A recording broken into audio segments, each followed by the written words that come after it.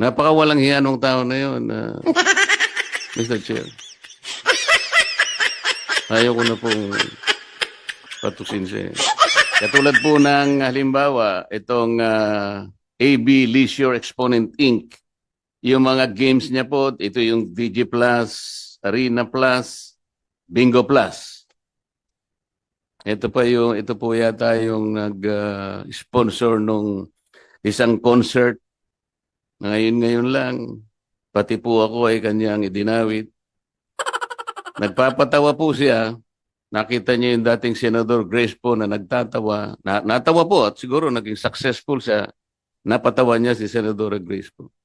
Bigla ba niya naman sinabi, tingnan niyo yung mukha ni Marcoleta kung matatawa kayo. Napakawalang hiya nung tao na yun, Mr. Chair.